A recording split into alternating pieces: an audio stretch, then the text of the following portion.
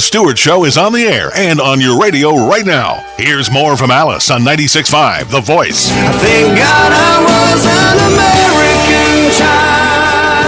Welcome back to the Alice Stewart Show. 7:46 here in Central Arkansas. Joined this hour with Nick Horton from the Arkansas Project. Nick, great to have you here. Yeah, it's great to be here, Alice. Thanks for having me. And when news broke yesterday, I got the immediate text from my producer, Jessica, that Bill Halter is withdrawing from the governor's race. My first thought was, let's try to get John Brummett on the show. I want to get his thoughts on that. And amazingly, the stars aligned, and John's on the show this morning. Arkansas Democrat-Gazette columnist John Brummett. John, thanks for being here. What's amazing? That you accepted my invitation. I'm glad that you're here. Well, I'm glad that you called. Yeah. Well, you have you didn't, it's not in the hard copy, but you wrote a post on this with Bill Halter resigning. Of course, we talked about this at the Political Animals Club lunch a few weeks ago, and you had discussed this, and your take on this, if you would just leave him alone for a little bit, he'd make up his mind. And evidently, right. You left him alone, and he's made the decision to step out of the governor's race. He's been under some degree of consternation and anguish for several weeks. Several weeks ago, the local Democratic Party got notified by the DCCC to quit recruiting for the time being Tab Townsell or Linda Tyler, that they were going to make a run at Halter, that they had some polling data suggesting he would run the best race in the 2nd District against Griffin, that they were going to promise him money and priority and voter registration drives. And then it was implied in all of this that maybe if he did that, there's a chance to run for the United States Senate against John Bozeman in 2016 with maybe Hillary Clinton at the top of the ticket rather than Barack Obama. So Halter's been pondering all this. I mean, he wants to be governor. He wants to be a senator. Nobody much wants to be a congressman anymore. He's tried to run for governor before and backed out against overwhelming odds. It's just been a tough thing for him. And he did need to be, I think, left alone for a while to come to what would seem to be a personal decision. And so he made half of it yesterday. Yeah, getting out of the race. Right. It is. I mean, it is a tough call. It's a tough decision to get in a race, and even more difficult to get out. And as many of us believe, he will jump back in again. But in terms of his decision to get out, in your piece that's online, you can go to brummett.arkansasonline.com and see your headline is Halter's Choice, Asa's Headache. You look at Halter stepping out of this race as harmful to Asa Hutchinson, who's running as a Republican for governor. Well, I'm not alone in that. I got a text yesterday from a good Republican source, good friend of ours, won't give you his name, who said, very bad day for Asa. Got another text from one of the legislators in Mobile at the Southern Legislative Conference who said the Republicans were huddling down there wondering how they might pump some energy into Asa's campaign. It's really simple.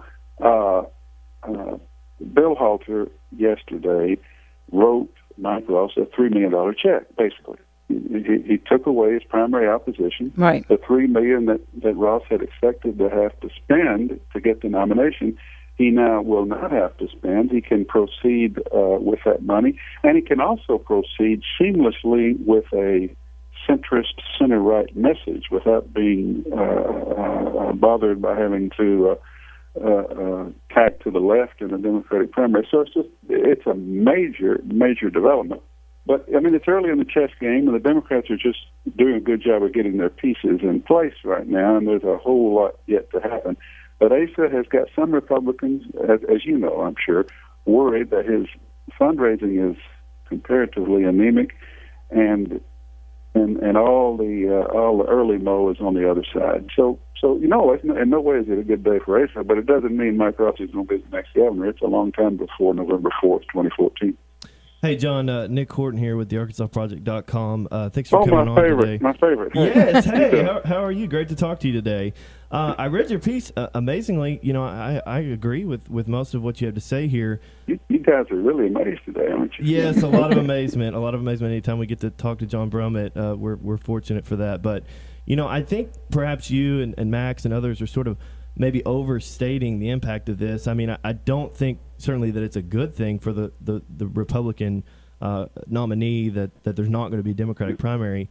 But do you think that that's really as much of an advantage as perhaps you stated? And then also as a follow-up to that, In your opinion, how does this affect the Republican primary, if at all? Yeah. Well, I don't see how I made an overstatement. I may be guilty of that, but I just said, it's an early move of chess pieces, and it's a long way to November. Sure. So that seems rather circumspect. I don't know what Max is saying because I'm trying to wean myself from his blog now that they're going to charge. Now that you got to pay for it. So I don't know what he said, and I feel a great loss in my life. Republican primary, I did have a source, but this was a hopeful Democratic source saying yesterday.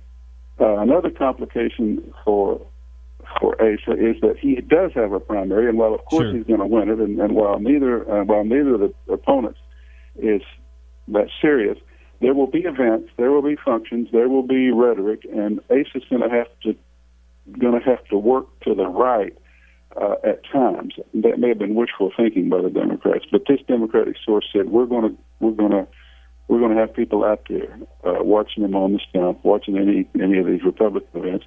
They are hopeful that by having a primary against people who are to his, I would say, the Tea Party right, that he'll have to go right in a way that they can use.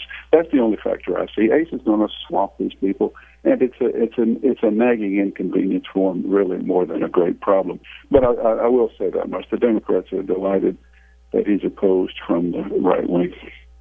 And John, one final question here. Of course, the many folks, and you've touched on this, it's in your piece here, that more than likely the option that Halter will choose will be to run for 2nd District against Tim Griffin. Tim Griffin is a big money raiser. He's done, arguably by some on the left, a good job for his district. I think he's done a fine job. But if Halter were to get into that race, how do you see that one playing out? Well, here's what I think complication is. Yes, the DCCC can say we're going to give you all the money we need, we're going to give you all the assets, we're going to register voters. This was a district Vic Snyder won held 3 years ago, so it's doable, and it helps the party. They can say all that. My best assessment of that race is that even with all that, Tim Griffin survives, because I think the 2nd District remains, as I have said, Pulaski County surrounded by Oklahoma. I mean, you get outside Pulaski County, it is a Republican hotbed out there, and a growing one. So I think that complicates Halter's calculus. I mean, it's not, do you want to go to Congress? It's, can you even beat this guy with every resource in the world? Absolutely. And I'm dubious about that. All right. John Brummett with Arkansas. That's it. We're out of time. Next time we'll have you on for 2 full segments, and we can talk about the entire ticket. But John Brummett, thank you so much for your time, and look forward to talking soon. Bye-bye. Thank you. Bye. Nick, appreciate you coming in today. Absolutely. We'll look forward to having you on next Tuesday. Yes. That wraps it up for today. Look forward to talking to you tomorrow. Go out and have a great day. Brought to you courtesy of the red, white, and blue. The Alice Stewart Show on 96.5 The Voice.